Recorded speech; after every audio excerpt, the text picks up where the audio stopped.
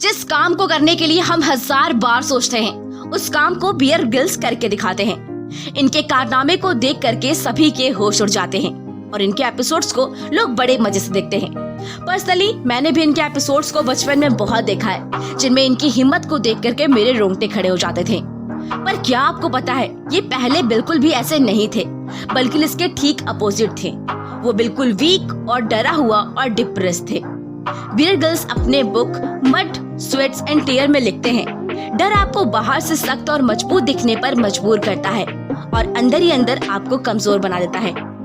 Beer को ऊंचाई से बहुत डर लगता था, बट उनकी हिम्मत को देखिए। ये अपने सारे एपिसोड की शुरुआत हेलीकॉप्टर से जंप करके ही करते हैं। साथ ही बियर ग्रिल्स यूके के स्पेशल फोर्स SAS के पार्ट रह चुके हैं, जहां उन्हें पैराशूटिंग का बहुत अच्छा एक्सपीरियंस था। वो कई बार ऊंचाई से छलांग भी लगा चुके थे। बट 1996 में उनके साथ कुछ अलग हुआ। जब वो 16,000 की ऊंचाई से छलांग लगाए तो वो काफी ज्यादा डरे हुए थे। जैसे जैसे वो नीचे आते जा रहे थे, उनकी स्पीड तेज होती जा रही थी और अब समय था कि वो अपना पैराशूट ओपन करें। उन्होंने अपना पैराशूट ओपन किया और उनका स्पीड कम नहीं हुआ। वो काफी ज्यादा घबरा गए और जब वो अपने पैराशूट को देखे तो उनके होश उड़ गए। उनका पैराशूट अच्छे से खुला नहीं था और उसके सारे धागे आपस में उलझ चुके थे। उन्होंने बहुत कोशिश की कि हमारा पैराशूट खुल जाए, बट इनकी ये कोशिश फेल हो गई और अंत में वो जमीन पे आकर के धड़ाम से गिर गए। चारों ओर धूल उड़ने लगी और उनकी आंखों के सामने एक झटके में अंधेरा छा गया। वो जमीन पर अपने पीठ के बल गिरे थे और गिरते ही उन्हें बहुत ज्यादा दर्द महसूस हुआ था। दर्द की वजह से वो हिल नहीं पा रहे थे और रह रह करके बेहोश जा रहे थे। वो बस इसी उम्मीद में थे कि उनके दोस्त उन्हें बचाने आएंगे। बहुत देर तक रोते बिलखते उनके दोस्त वहां पहुंचे, उन्हें उठाया और गाड़ी में डाला। उसके बाद पास के हॉस्पिटल में ले गए। बियर कहते हैं कि उस समय मुझे इतना ज्यादा दर्द हो रहा था कि मैं बर्दाश्त नहीं कर पा रहा था और जब डॉक्टर ने मुझे इंजेक्शन दिया तब जाकर के मुझे आराम हुआ। फिर बियर को लगा कि मैं ठीक हो रहा हूँ। उन्होंने उठने की कोशिश की, लेकिन तभी डॉक्टर ने बताया कि अब वो कभी भी चल नहीं सकते हैं। ये सुनते ही बियर के होश उड़ गए और जब उन्होंने अपने एक्सरे रिपोर्ट देखी तो साफ साफ दिख रहा था कि उनके रीढ़ की 3 हड्डियां टूट चुकी हैं, T8, T10 और T12, जो इंसान के पीठ की सबसे मजबूत हड्डियां होती हैं। बियर ग्रिल्स कहते हैं कि जितना दर्द मुझे हड्डी तुड़वाने में नहीं हुई थी, उससे ज्यादा दर्द मुझे 1 साल हॉस्पिटल में रह करके इसे जुड़वाने में हुई थी। उस टाइम ये यही सोच रहे थे कि शायद मैं जिंदगी भर चल नहीं पाऊंगा। उनके जीवन का एम ही था एडवेंचर, बट इस चोट ने इनके जीवन का एम ही छीन लिया था। अपनी हालत को देख देख करके और ज्यादा सोचने की वजह से वो एंजाइटी के शिकार हो गए थे। देर रात तक उन्हें नींद नहीं आती थी और ऐसा करते करते 2 महीने बीत गए। उनकी हालत ठीक होने के बजाय और भी खराब होती जा रही थी। अपनी हालत को देख देख करके वो काफी ज्यादा नेगेटिव होते जा रहे थे। वो बुरी तरीके से डिप्रेशन में डूब गए थे। उनके सारे सपने चूर चूर हो गए थे। एक दिन आधी रात के समय वो बेड पर लेटे थे, तभी उनकी नजर एक फोटो फ्रेम पर गई। वो फोटो फ्रेम माउंट एवरेस्ट की थी। बचपन में बियर ग्रिल्स और उनके फादर का सपना था कि वो एक दिन माउंट एवरेस्ट की चढ़ाई करेंगे। उस फोटो फ्रेम पर जमी हुई धूल को देख करके उन्हें फील हुआ कि उनके सपनों पर भी धूल चढ़ चुकी है, जो उनसे बर्दाश्त नहीं हो रहा था। उस रात उनके साथ कोई नहीं था।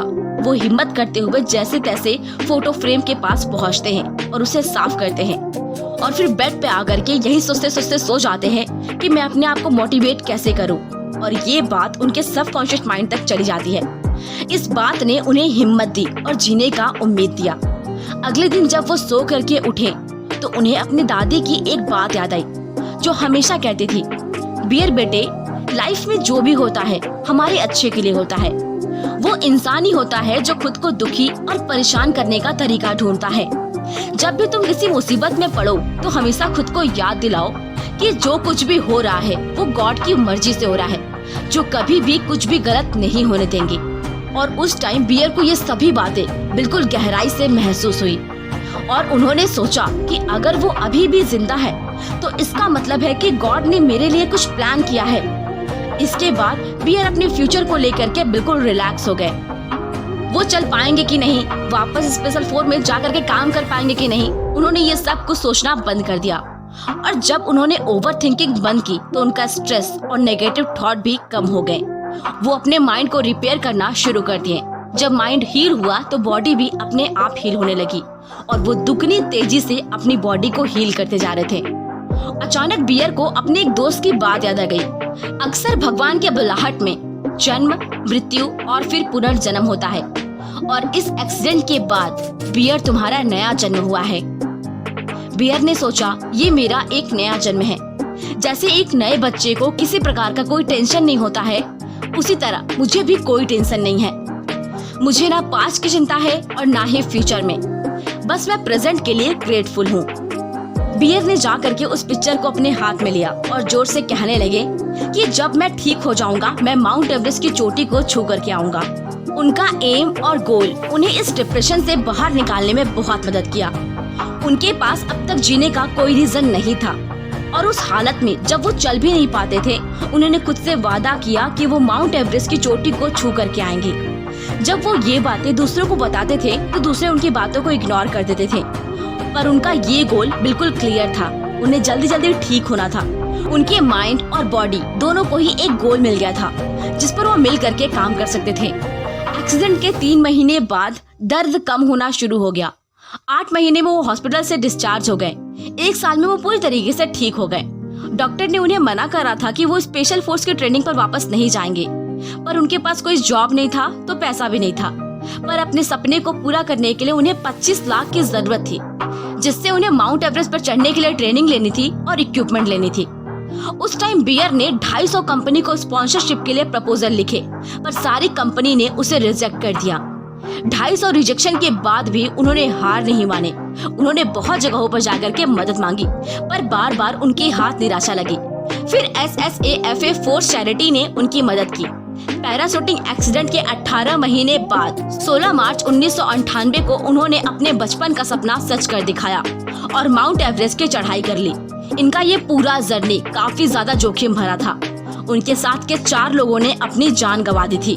बियर खुद 2 बार मरते मरते बचे थे, पर अपने हिम्मत और जज्बे के बदौलत वो 23 साल की उम्र में माउंट एवरेस्ट के चढ़ने वाले ब्रिटेन के यंगेस्ट मैन बन गए थे। माउंट एवरेस्ट पर चढ़ने के बाद ये काफी ज्यादा पॉपुलर हो गए। लोग उन्हें सेमिनार्स में बुलाने लगे, उन पर डॉक्यूमेंट्री बनाई गई। फाइनली डिस्कवरी से उन्हें अपॉर्चुनिटी मिली, जिसमें उन्हें वर्ल्ड वाइड फेम दिया गया, जिसके बाद लोग उन्हें मैन वर्सेस वाइल्ड के नाम से जानते हैं। आई होप ये वीडियो आपको बहुत मोटिवेट की होगी। आप भी अपने गोल्स के लिए जम करके मेहनत कीजिए। अगर वीडियो पसंद आई हो तो वीडियो को लाइक और चैनल को सब्सक्राइब जरूर करिए।